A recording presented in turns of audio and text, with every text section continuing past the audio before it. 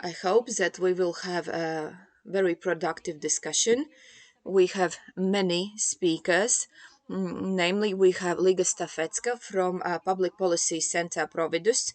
We have Māris Vainovskis from Investment Protection and Court Efficiency Work Group of the Foreign Investors Council in Latvia. We have Filips Rajevskis, co-owner of Mediju. We have Līga Menģelsone, Director General of Employers Confederation. Also Agnese Alksne, Latvia Corporate Social Responsibility Platform Chairwoman. Ivars Balodis from the Association of Disabled People and their Friends, Apeirons, and also Inese Tauriņa from Transparency International Latvia. We also have several members of the parliament from various political groups. I will read out their names. Maybe not all of them are present at the moment, but many have promised to follow the discussion. Atis Zakatistovs, KP VLV, Normund Žunna, Juris Rancāns, both from JKP, Edvīns Šņore from the National Association for Latvia, Ivars Gaidāns, KPVLV, Ivans Klementsjevs from Saskaņa, Ļubova Švecava, independent member of the parliament, and Inese Vojka from Attīstībai par. Dear colleagues, I have to say that we have to discuss many questions and we have many speakers. The time is limited. Thus, I propose not to give the floor to everyone to provide their opinions on each and every question. I will ask questions to you and then give you the floor, and will make sure that all experts will be given the floor at a certain moment in time to provide their opinions. The first question: considering the low public participation rate in Latvia, what is your opinion? Do you think that lobbying regulation will help and affect these rates? And I would like to ask this question to NGO representatives and business representatives. The first will be Līga Stafecka and then Līga Menģelsone. The question is, considering the low public participation rates in Latvia, how could lobbying affect that? Līga Stafecka from PROVIDUS. Thank you for giving the floor to me. As the first of Līgas, I have to say that, of course, the trust rate to the parliament and other similar bodies are quite low, just because there is always a suspicion that decisions are made for someone else's benefit. And if we look at this problem from this point of view, then the current legal framework that would show how the processes take place, who participates in the legislative discussion, who supplies data for these purposes. So basically all these transparency matters will show to the public what takes place in this forum, and I think in the long term that could contribute to greater trust to the decision-making process. Of course, if this framework is reasonable and if it really works as planned. If we speak about the ultimate goal, namely the transparency and openness, I think it will be accompanied by some subsidiary goals, for example, how certain groups are heard, how certain interests are protected or not protected. I think eventually that will improve the decision-making quality, because that would show what kind of consultations have taken place and how extensive they have been. So generally, I think the transparency and openness will be the ultimate goal that will deliver positive long-term effects. And this ultimate goal will be supported by some subsidiary goals like policy and politics quality. Of course, if the law is implemented as we plan. Thank you, Līga. So public experts claim that the law should be or the draft law should be continued. Līga Menģelsone, what do businesses feel? What employers feel? Do you think that this framework will change something for you, improve the current framework or the current environment? Thank you. Thank you for this conference. And thank you to colleagues, in particular Inese for being very persistent in keeping this matter high in the agenda. We all, of course, understand that no matter whether we act as an individual person, as a business, a teacher, an educator, we all have to understand what are the rules, like traffic rules, and I have defined this for myself. We have to understand what rules have been adopted and how we as a public live according to these rules. So we need consistency. So if there is a traffic sign like stop here, you always have to follow these signs. You cannot choose that this time I will follow or the other time I will not follow. And that applies to all the other rules and laws. We have very many pieces of information, but there is a lack of clarity. And I believe that lobbying regulation is very similar in this regard. It's like a box with many sides. Yes, on one side, or from one point of view, we have progressed quite far. We can, for example, online follow parliament meetings, we can follow cabinet meetings. Of course, there are also borderline cases. For example, we don't see and we don't know many things. Quite often, various organizations like our organization or any other, let's say if there's a closed cabinet meeting, we find out only afterwards what has been decided. The second side of the box would be as follows. We would live in a wonderful, excellent country if we observed everything that has been already adopted, if we followed everything. I have to say that since 2014 we have been in the EU, and since then all of these matters have been high on the agenda. And I believe there is not much room for discussion there. We as a body are a part of the EU transparency register since 2015, so we are not even debating whether it's needed. It's clear that it is. We fully support the idea for democratic, transparent, high-quality processes, but also decision makers have to have timely, good quality consultation, and if we don't see that, then we cannot explain to our members why specific decisions have been made, where it started, and why we have this or that particular result. Of course, I don't think that we should look back and discuss why we did this or that 10 years ago. I think Ines already quite well explained this.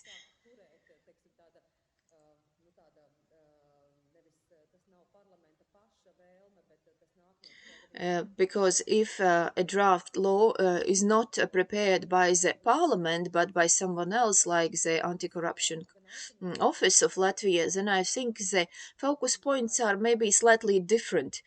So my conviction is that we have to make this framework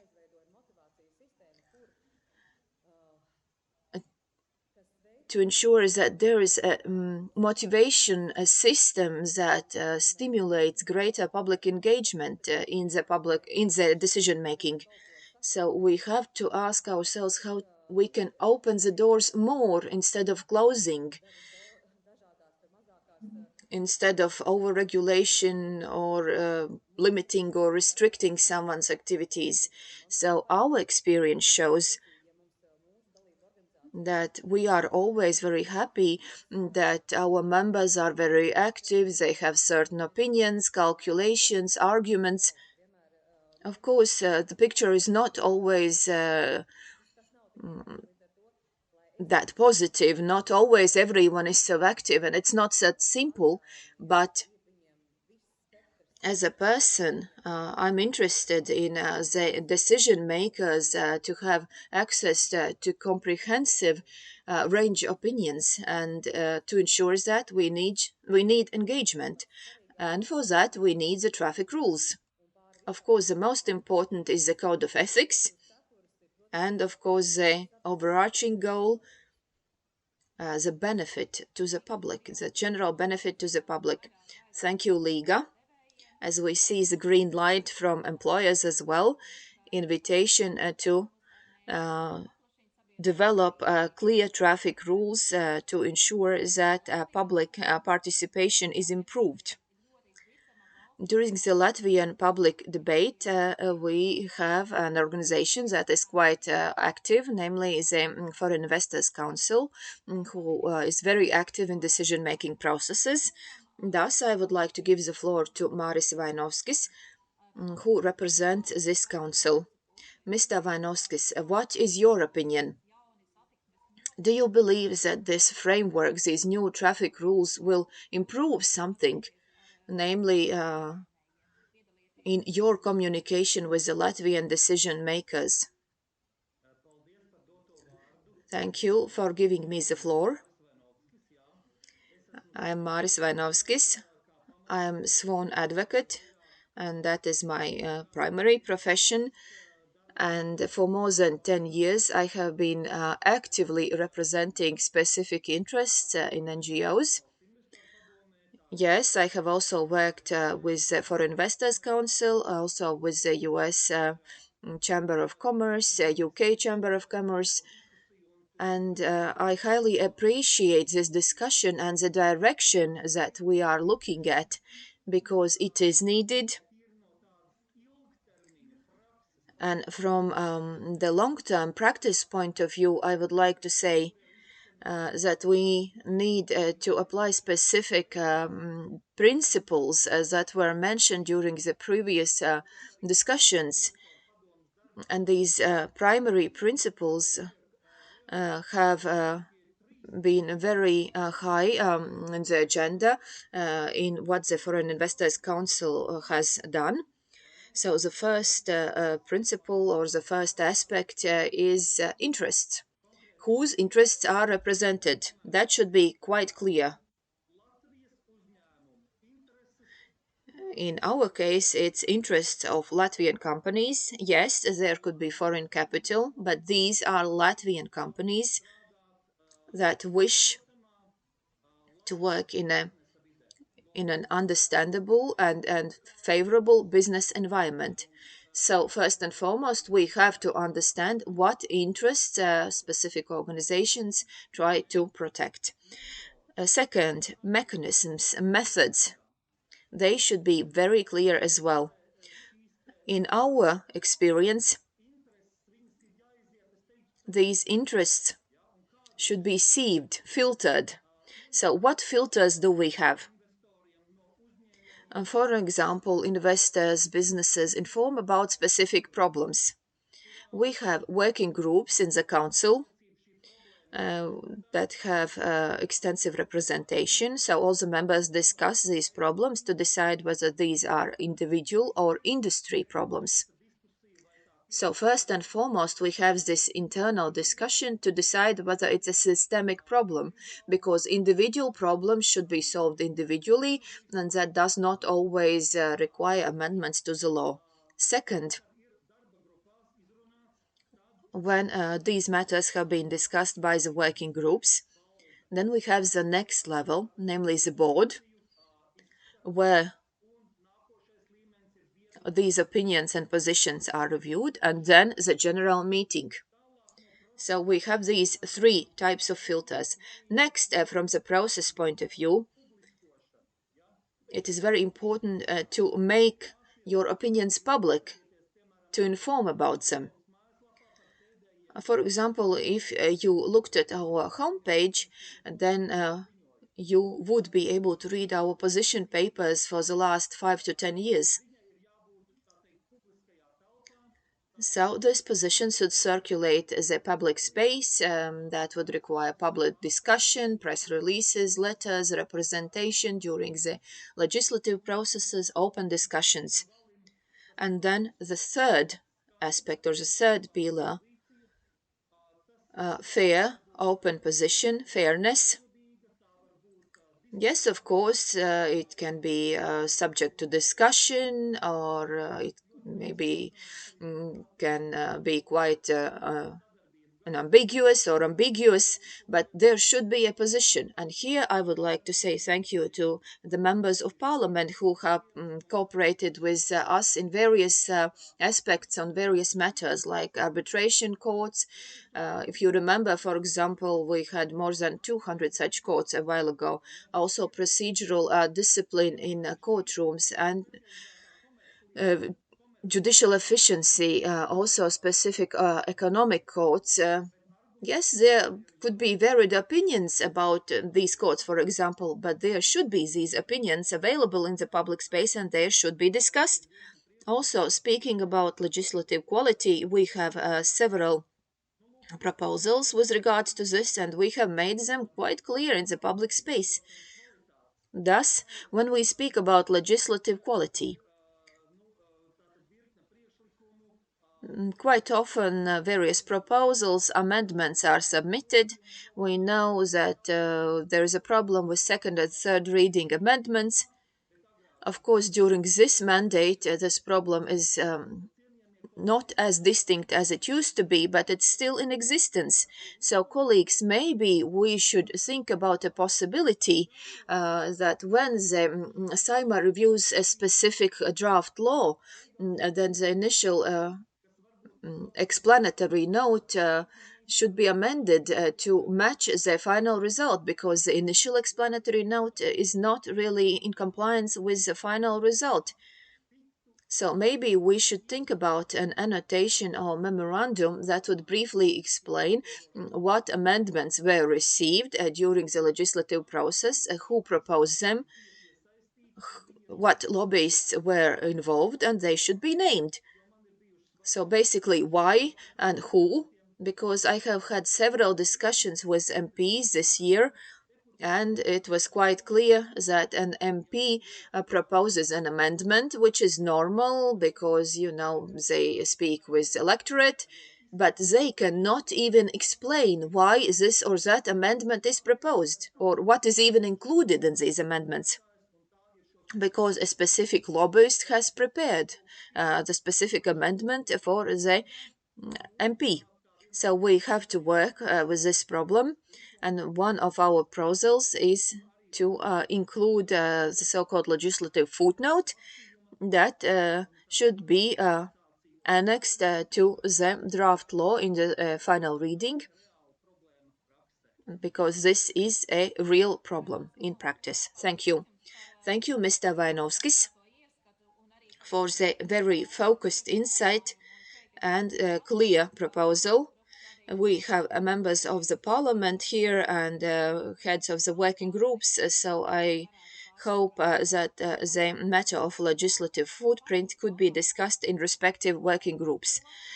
The same question that I asked about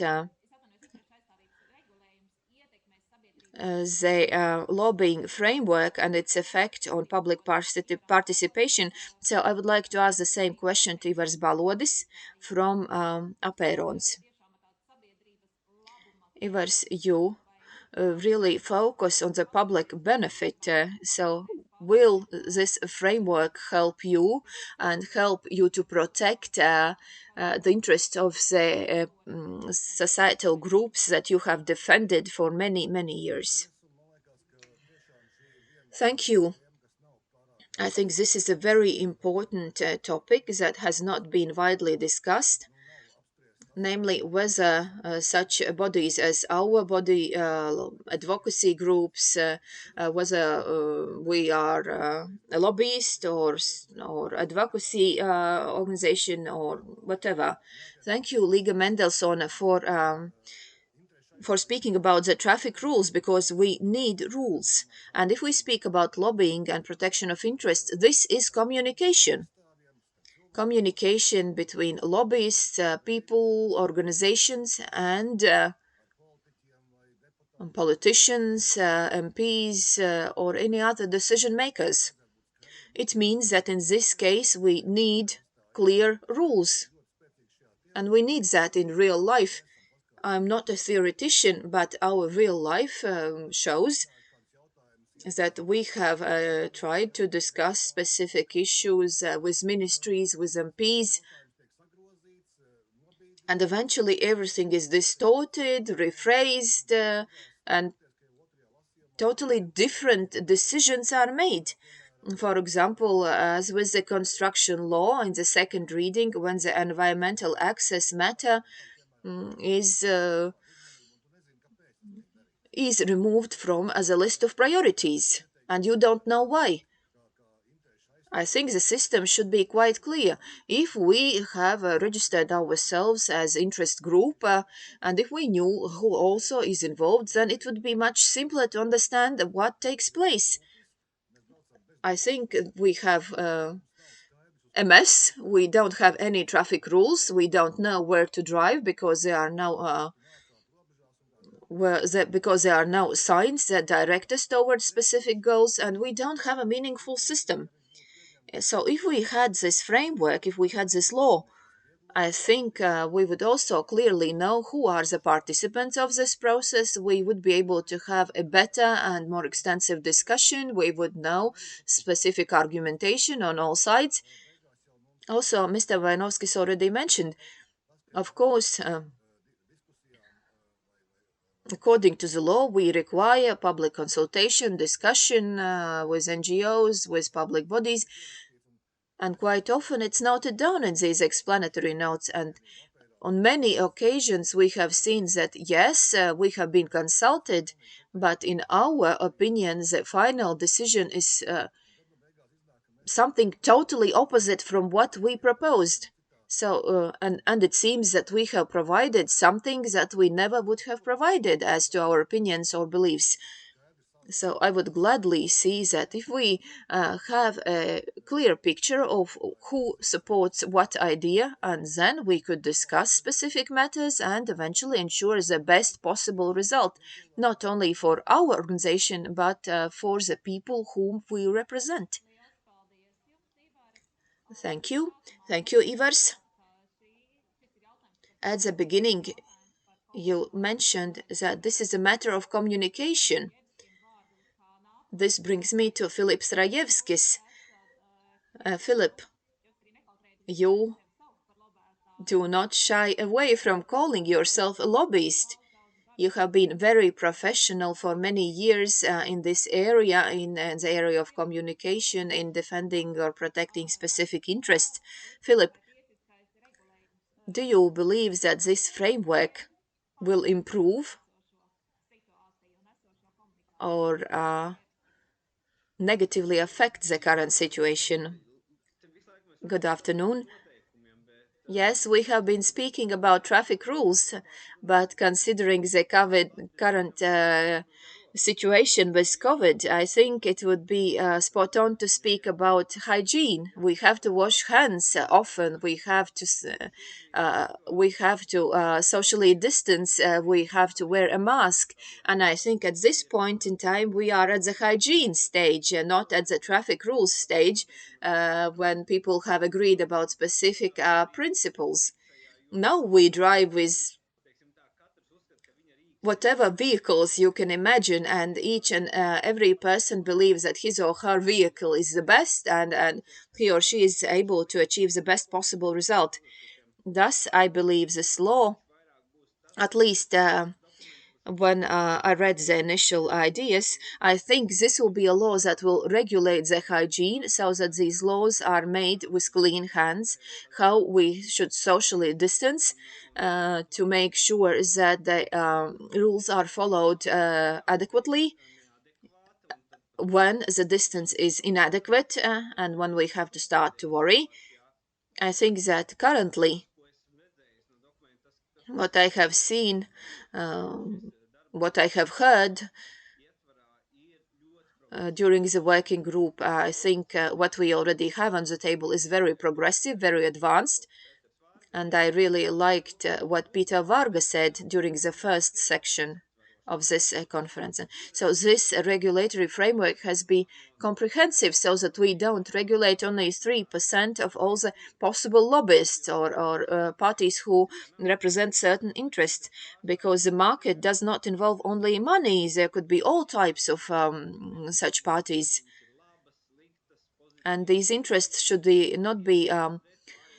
not be described from the point of view whether they are positive or negative, but we have to look at the public benefit, whether it's for the benefit of the public, whether we deal with lobbyist companies or whether we deal with NGOs. And in any case, transparency is required. And I think we have chosen the right direction, at least judging by the current ideas.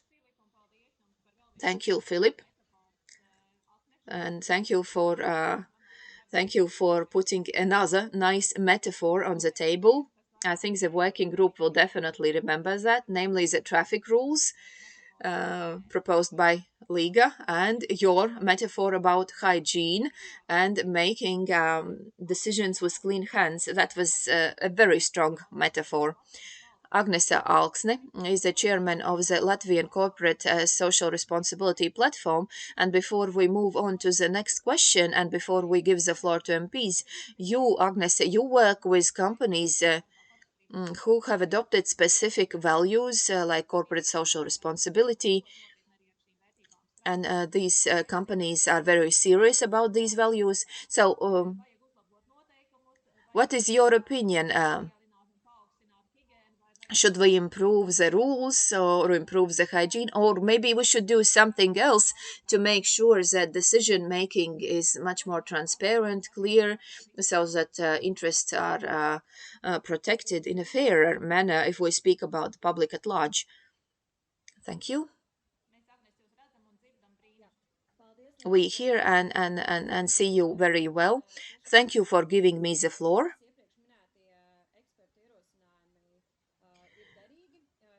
I believe that all proposals made by the experts are very valid because we need a comprehensive approach. 5 years ago, I studied this matter in depth at the request of Delna, and I can say that I'm very happy that we are not speaking about whether we need, but how we should do it, how we should solve this issue. One of the greatest problems in the past was a conflict between lobbyists and interest protector or party protecting the interests, public benefit organizations or whatever.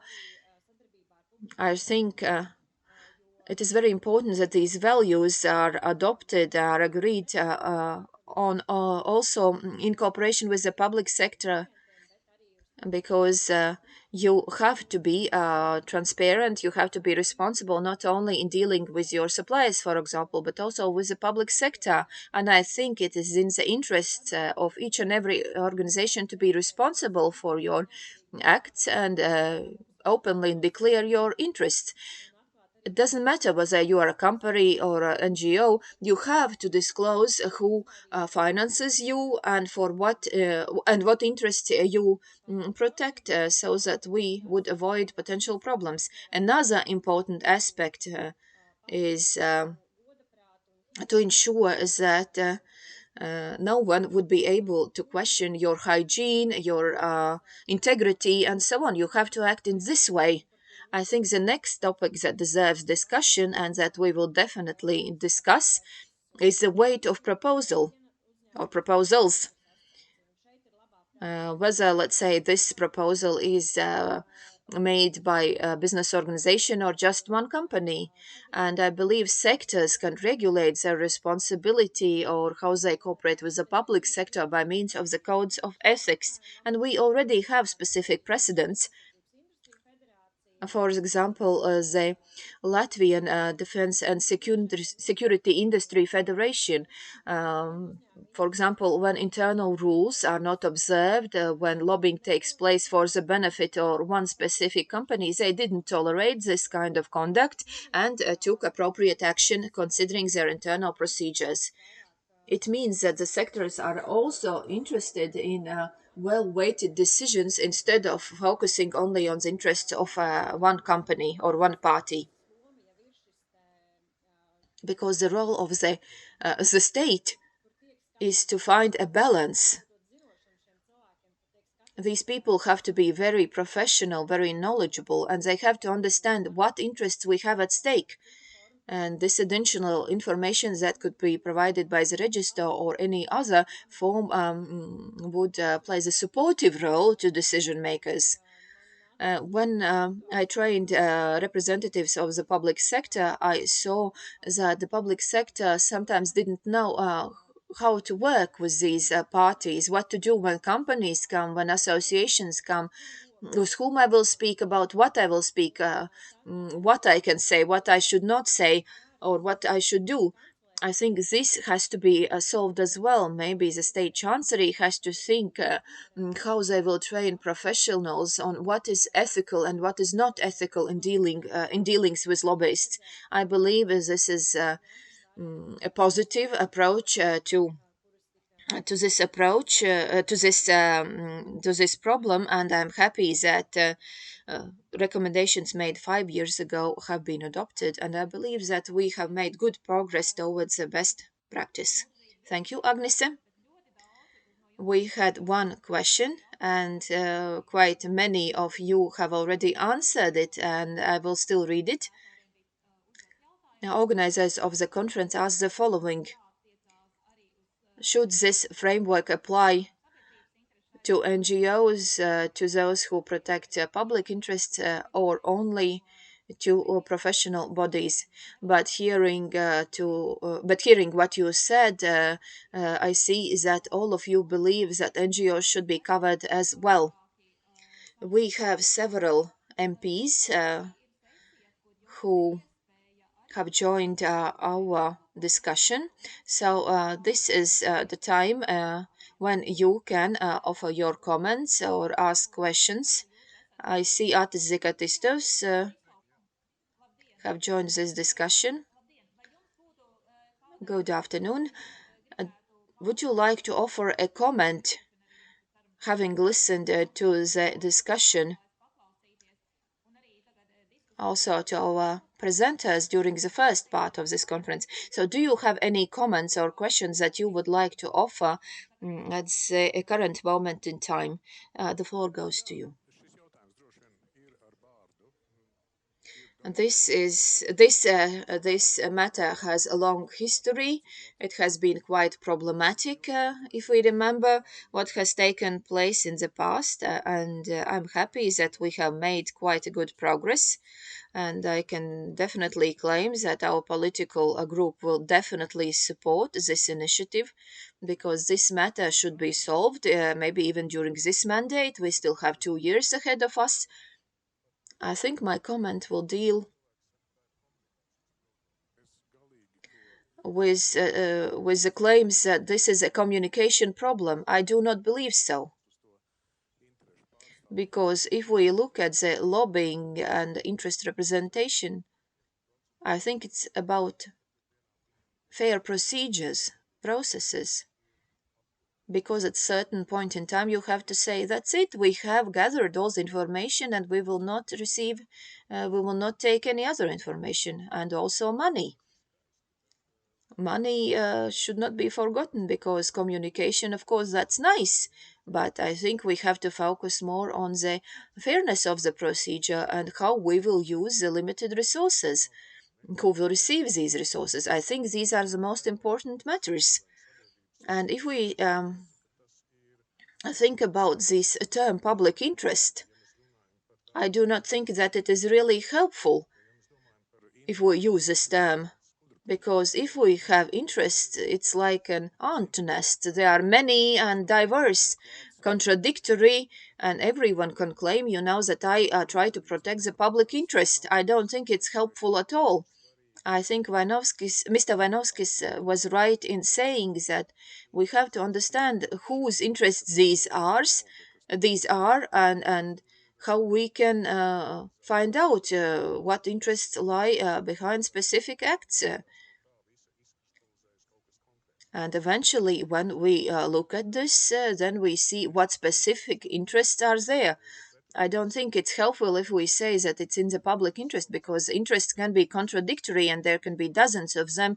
And if we call all of them public interests, it doesn't help in the decision making. I think, in summary, I believe it's not a matter of communication or a matter of public interest. I think it's a matter of individual interest and how these specific interests are defined. And we also have to speak about the fairness of procedure, namely when we have the cutoff point, and also it's a matter of financing. Thank you. Thank you, Mr. Zakatistos. Thank you for your commitment to focus on this matter and achieve good progress even during this mandate, and for your very valuable comments. And now we have another metaphor about the ant nest and these diverse interests that we have to sort out. And now I would like to move on to the next question. It's a question to experts, and I will also give the floor to MPs. A question to experts. If we still have Līga Menģelsone here, I believe that you will be the first, because I know that you have limited time. So the question is as follows. One thing that should definitely be included or not included in the new framework. So what is this one important thing, considering all the discussions with Saima or whatever you have done in this area? So this is a question that I would like to ask to all the questions, but the first will be Līga Menģelsone. Thank you. One thing, I think clarity. What is represented? And here I agree with Atis Zakatistos that these interests can be very diverse. So you have to understand who represents what and what are these interests. And it's very concrete, very specific.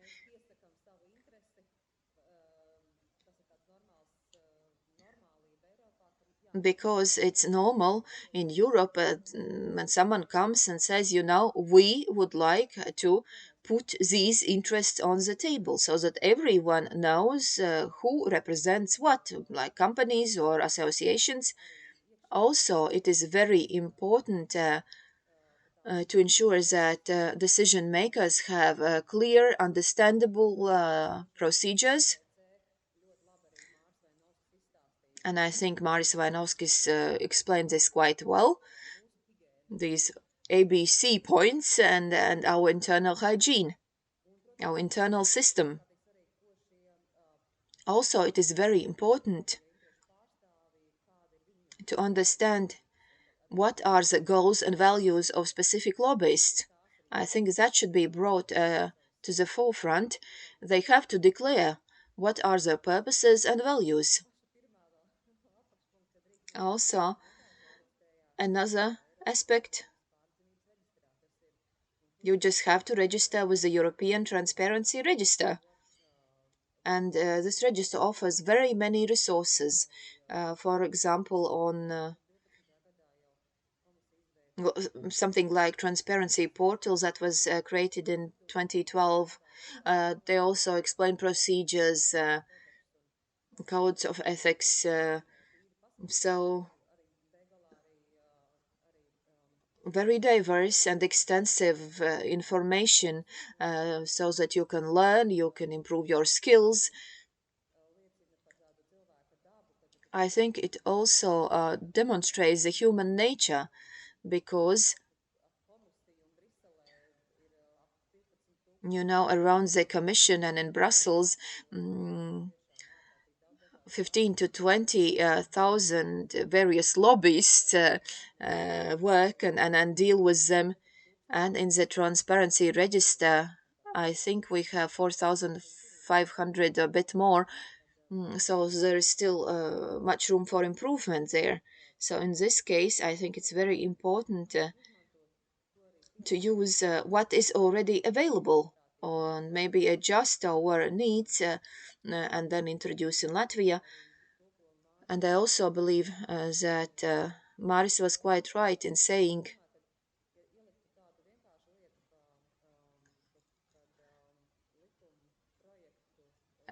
and what other and what MPs were saying, namely that you should include information in the famous tables, legislative tables, namely one column who serves as a source of a specific amendment and whose interests are protected by this amendment. I think that would significantly improve the current processes.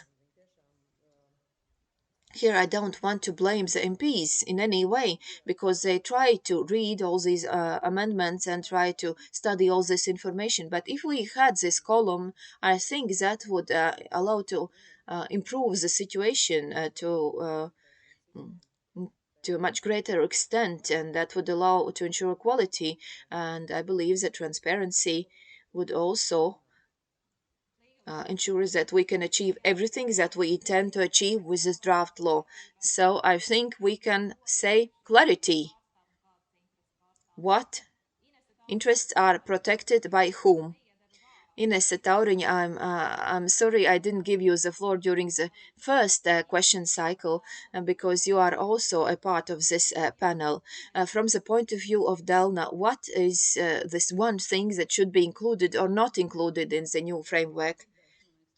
During today's discussions, I think we have heard about millions of things that the working group hopefully will include in their list of issues to be discussed. I would like to underline, however, one thing.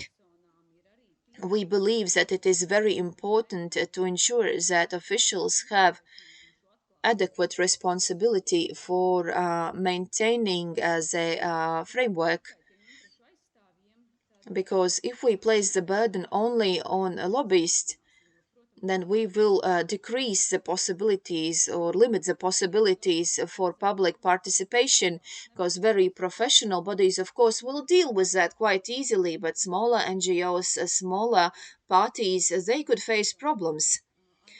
Considering what was already said, please also remember that officials also have to play a specific part in this process. Thank you, Inese. It's very important. Responsibility should be shared. Officials should be responsible as well to ensure that public representatives are not in any way limited in their representation activities. Philip, what do you believe is that one single thing that should be or should not be included in the new law? Very briefly, I was surprised by the Irish presentation where she spoke about the severity of punishment. I think we should not focus on that, at least at the beginning, because criminal law is quite strong and it outlines all the criminal activities that are quite often mixed with lobbying, like interest trading, corruption, and so on. I do not believe that this law should focus on these aspects, and the good news is that this is not the intention. For example, to include severe punishment in this law, because this is not a punitive law. It's a hygiene law, a traffic rule law, but it's not a punitive law.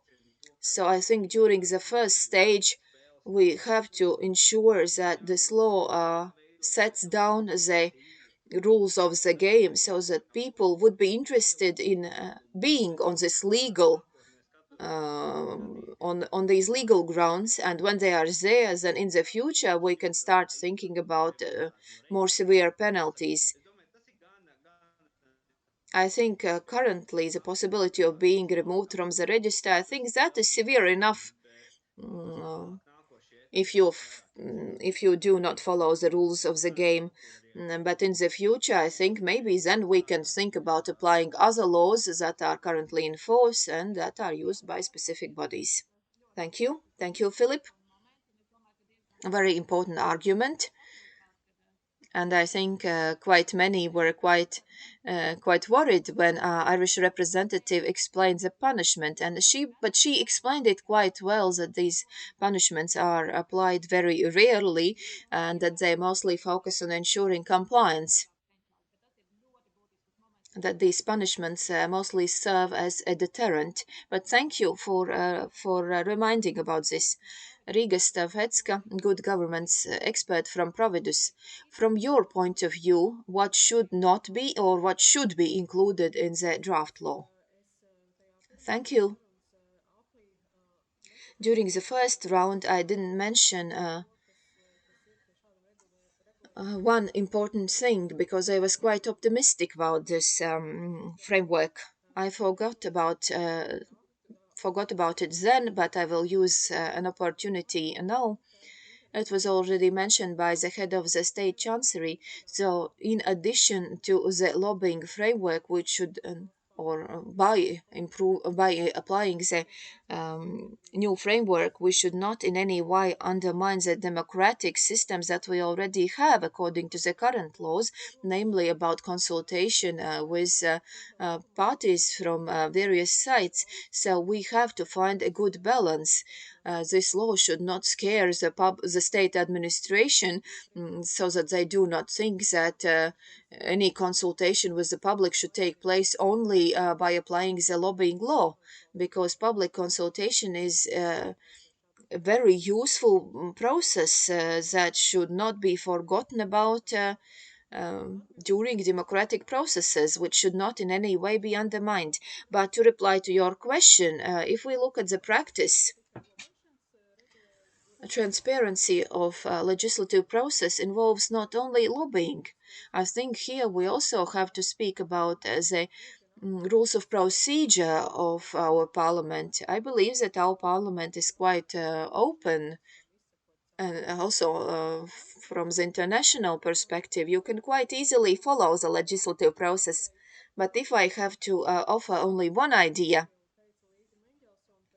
I think I would support what Līga Menģelsone already said, that namely the main tool that MPs use when they discuss specific draft laws, they work with tables.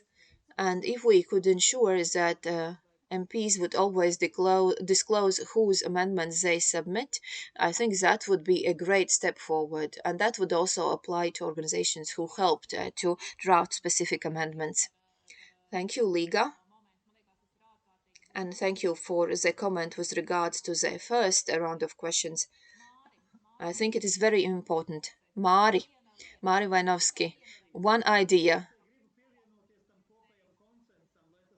Now, I want to join the overall consensus. Both Līgas mentioned as well as Filips, the public should be able to check, to supervise what the lobbyist claims to be right. The lobbyist, of course, delivers information that is the basis of his or her position and arguments. But what we need to do, we need to continue to strengthen the internal rules of procedure of the SAIMA as well as practices that they use. And here I would really agree with those who mentioned this before, either via tables or in any other way. How we can disclose these interests, how public can check these arguments or offer counter arguments, and how we engage in discussion. Thank you, Māris. And now the floor goes to Ivars Balodis. Ivar, one very important aspect that should be included or should not be included in the new framework. I think we should avoid bureaucracy, as it often happens. I think that we should also underline the responsibility aspect, because if you have started a specific process, then you should continue until the end, and we have to have clear processes so that lobbyists would know what takes place and so that people could follow what takes place. I don't know how to solve this, but I have seen that we like things being complicated. We always leave some back doors or escapes so that we could always find some other approach or some other explanation. That's not good at all. And I think we are not discussing the simple interest representation. I believe consultation with with NGOs, cooperation with the public. I think that should be separated from the lobbying framework, and I think many issues should be cleared and explained. And I hope that this will not be the last such event that provides this information and room for discussion. Mari, did you finish everything that you wanted to say? No, no, I completed. I said everything I wanted. Agnese Alksne. One thing, yes or no, in the new law. One thing that I would like to wish is control, in addition to what was already said, because when we request something, we should also understand how we will be able to control that. And in this case, we can decide or should decide what penalties will be applied, whether it's criminal law or maybe some other control measures.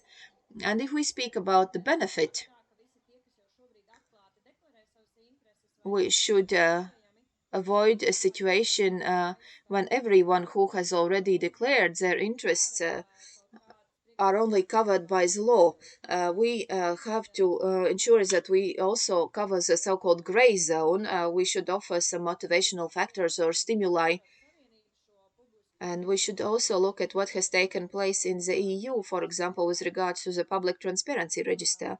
At the beginning, people were not really eager to register, but in the course of time, it just became a normal practice, and no one is received at specific offices if you are not in the register. So maybe that is the first step that we should take.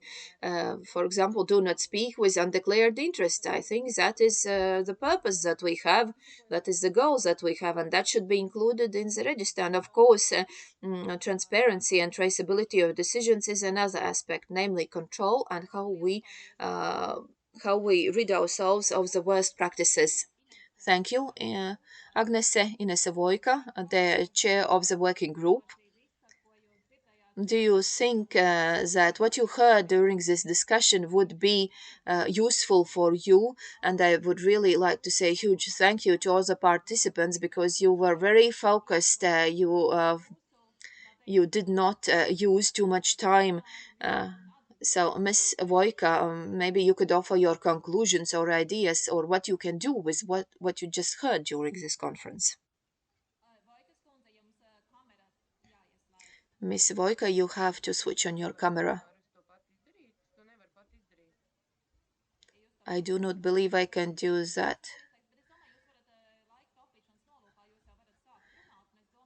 Maybe our technical staff can help you and you can start speaking. Now the camera is on, so we can proceed.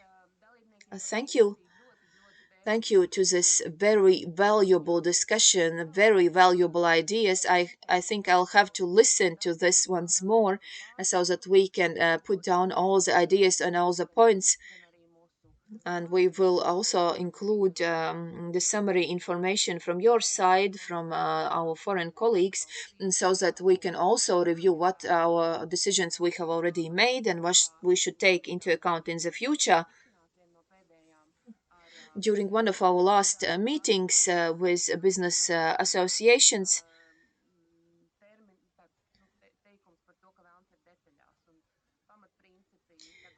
you know, there is a saying: "Is the devil is in the details," and yes, we have agreed about the primary principles, basic principles, and now we will have to focus on details: what should be included, what should not be included, and what should not be undermined, as Līga Stafecka already mentioned, for example, with regards to the public participation.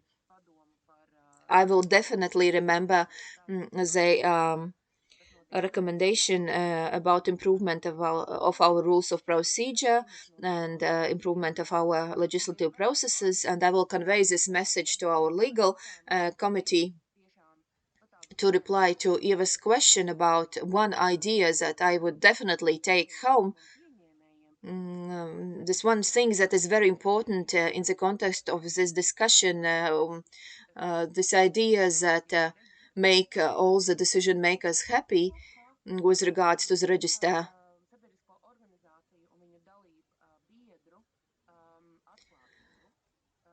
This matter is related to the transparency of public organizations and their membership, because finances, yes, that's important, but we have to know who represents what.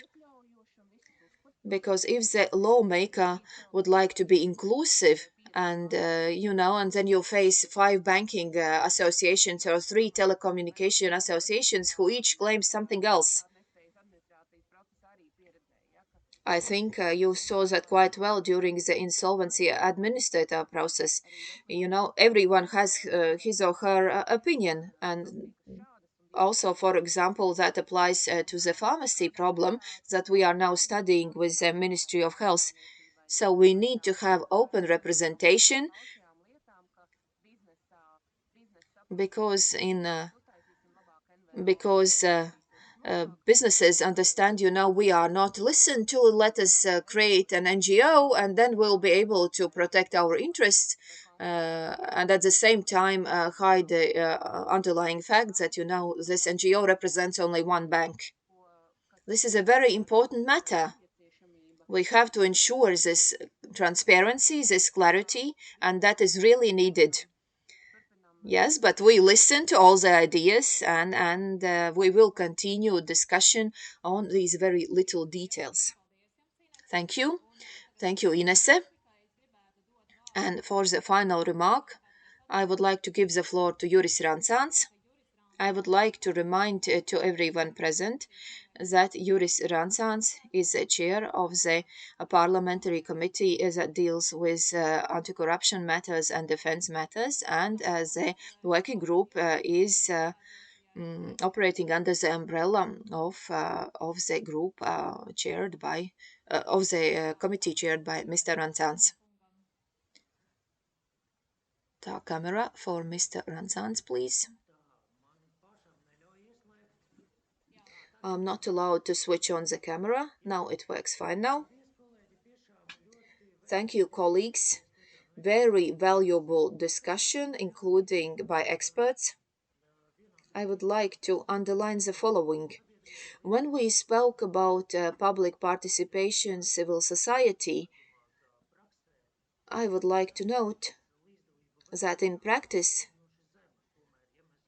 public participation in elections is quite low, but in legislative processes, I think the situation is not as bad as it seems. We have had discussions with Māris initiative in our political group, and according to information that they provided, and considering the information that they have registered, and then the proportion of their proposals that are later included in laws is quite high, I think around 70%. And I think here we are in the leading, as to this, we are in the leading positions in Europe. As to civil society, what I see in my commission, when we prepare these tables, or in any other way, I think the openness of the parliament is quite high. Even now, you can look at the calendar of the Saima when we have meetings, and sometimes even video recordings are available. Of course, it depends on the commission, but as a chair, I always try to give the floor to all the stakeholders, including NGOs. And sometimes these discussions are very controversial. And I think democracy is valuable just for this factor because we listen to arguments of all parties. And this is what we should continue. But I believe that this framework is also important because civil society organizations and register are important because I often face situations, when we have specific organizations who claim that they are civil society organizations, but we don't know whom they represent, how many members they have, who are these members. Maybe there are only 3 members who are very active, even competent, but they just exert this political pressure, and the public sometimes do not understand how these organizations have this kind of influence. They have exerted a lot of influence on specific draft laws, use their expert knowledge, but nobody knows who is behind this organization.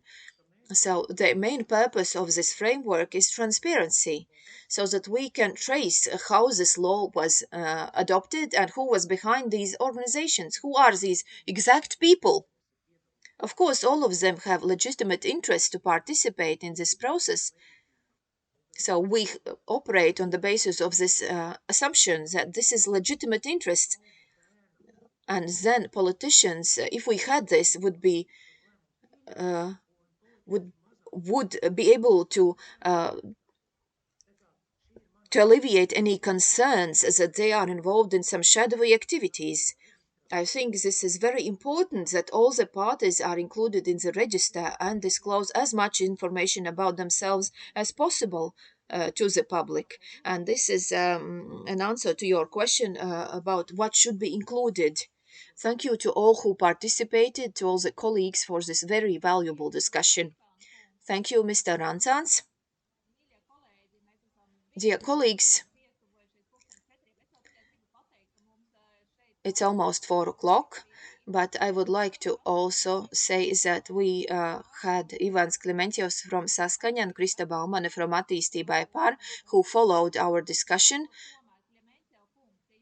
Mr. Klimentios, maybe you would like to say something for a minute, maybe some greetings to us. I think this would be the right moment for you to say something, but otherwise, we will complete this discussion and move on to the final remarks. So, Mr. Klimentios, would you like to say something?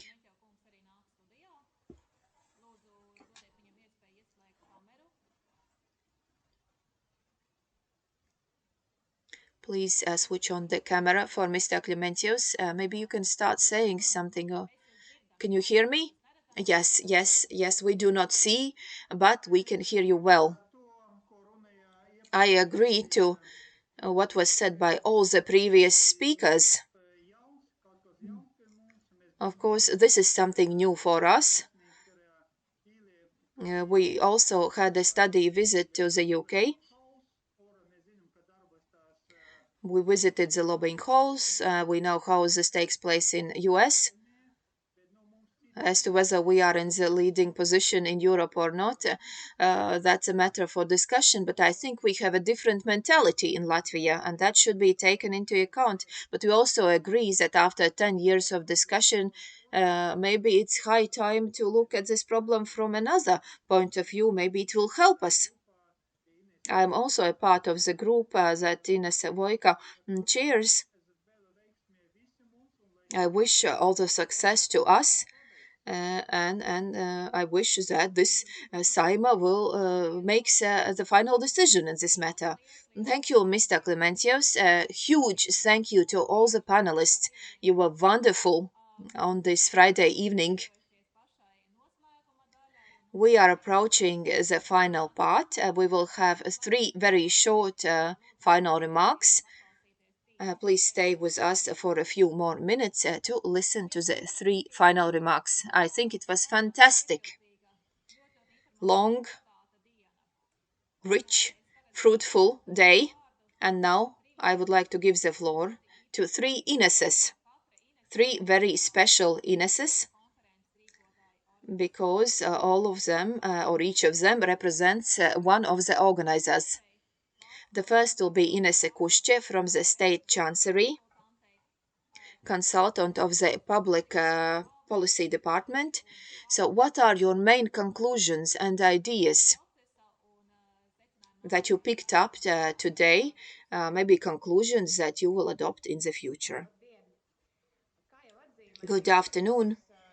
As it was already noted by the director at the beginning of this conference, we believe that it is important to use the current public participation and decision-making processes as much as possible to ensure that the new draft law ensures better documentation of decision-making and can be better traced by the public.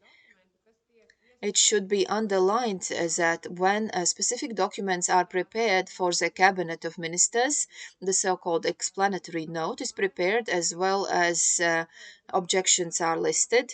The draft law and annotation is placed on the Cabinet homepage, and the draft law is announced during a cabinet meeting, a meeting of the state secretaries, and then the information is placed on the cabinet homepage. And I think maybe a similar approach could be adopted by Saima. It is clear that the draft law, good law, will not be enough. We have to think what will take place afterwards. We have to allocate resources for implementation, including awareness raising activities. The new law will contribute to a more transparent decision-making processes. And I think that could contribute to what the public requests, namely explanation of specific decisions made by the Cabinet and the Saima. At the end, as a member of the Open Governance Partnership, I wish that Latvia successfully implements this law by learning from the rich experience of other countries, including bad lessons. And we also have to think about the transformative impact. That is the highest LGP initiative assessment that could be given to any exercise. Thank you, Inese. And now the floor goes to Inese Vojka. You also mentioned this transformative influence, transformative effect, and I think I have been transformed by this conference and received answers to many questions. I think very valuable discussion. I believe that 10 years ago it could not have been possible. 10 years ago we started this work, and then you represented the civil society, and as we see many parties were ready to participate, and I think that allows us to have this meaningful professional discussion about specific aspects. Ms. Vojka, what is the main idea that you will take home from this conference? What will you do on Monday, for example, with it? My main conclusion is that the situation is ripe for us to adopt this law, to find the best solutions possible, because we can participate in what the state administration does. MPs can participate, NGOs as well as business representatives can participate. We can see the entire elephant, and this is another metaphor that I would like to propose in addition to the others already proposed. So we can look at this entire elephant from various sides so that we adopt a comprehensive approach, a comprehensive position. On Monday, I will put down conclusions made after this conference. On Wednesday, we will have a meeting in our working group to think about the main operational directions for the next year. And then we will organize a wider discussion of these principles, of these ideas with the public. Saima, maybe not to the same extent as Cabinet, but also organizes public consultations with the public We do not do that to the same extent because most activities are already conducted by the ministries and the cabinet. But when a draft law is prepared at the initiative of the Saima, we should not skip the step so that we do not listen only to the opinions of large organizations that we have invited or active representatives. We have to make sure that we listen to the opinions of all the stakeholders. We have requested information from all the commissions. We have a wide network of cooperation partners, starting with hunters associations,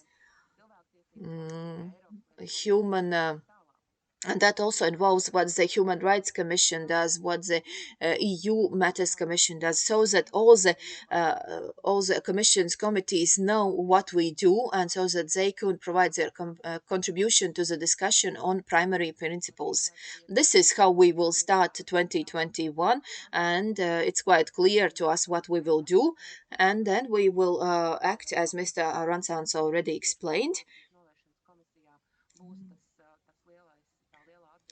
His commission will undertake the main responsibility for the progress of this draft law, which we will of course do, and we will not forget about all the involved parties during this process. If the rules of procedure have not already been amended, we will note down everyone who contributed to this process to ensure that the process is very transparent and the law is constructive and operational. Thank you for today. Thank you to Delna. This is something that I will remember about. This allows us to review what we have already done, and we can also see what should be done in the future, what is important. So, thank you. And I wish you very active time as of Monday, so that you can take all the ideas from this conference into account. And now the floor goes to Inese Tauriņa, who represents Transparency International Delna, one of the organizers of the conference. Thank you to everyone who lasted until the end of this conference, uh, who uh, who was almost 4 hours long. I think this was very valuable exchange of experience. Thank you to Ms. Vojka for outlining in very precise terms their future plans. And I think this was a very good opportunity to sit at the same table and look in the same direction instead of discussing whether we need, but how we can do better to plan our life in a more efficient way. At the end, I would like to note the following. We had a common approach, a common idea. I think all the speakers underlined that open and transparent process has a much wider influence than just the directly involved parties. We have to remember about that when we deal with this draft law, because we work for the interests of the democratic and open societies and representation of all groups in the society. Thus, thank you again to Saima, to the working group, to the commission that works with this draft law. Thank you to the State Chancery for supporting us in organization of this conference. And we hope that in a year we'll be able to sit down physically in the same room and speak about the progress that we have achieved so far after our today's discussion. And I think then we will be able to speak about specific draft law. Thank you again to all the participants, and I wish all the best to the committee and the working group. And please remember that the parties protecting the interests should participate in these activities. Thank you, Inese. And the final thank yous from me as a moderator of this conference. Thank you to all the organizers, to Saima, to Delna, and the State Chancery. Huge thank you to all the speakers, and we have 30 of them today. Thank you to the technical team. Everything was here, nobody was lost, cameras were switched on, and everyone looked great online. And also thank you to interpreters. And thank you to all the listeners, all the viewers for being with us, for sending in your comments, and they will be saved, and organizers will take them into account. The best of health to you, and have a great weekend. Thank you, and goodbye.